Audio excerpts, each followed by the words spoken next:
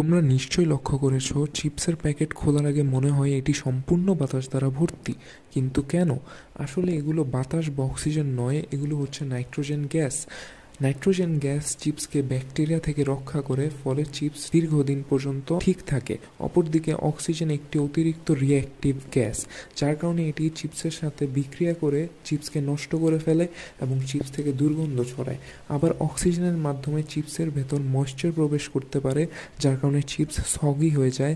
অপরদিকে nitrogen completely dry, যার ফলে চিপস সবসময় ক্রিস্পি থাকে। এছাড়া নাইট্রোজেন চিপসকে ভাঙচুর হতে রক্ষা করে, ফলে কোম্পানি নাইট্রোজেনের ব্যবহার করে চিপসের ক্ষেত্রে এবং অক্সিজেন ব্যবহার করে না।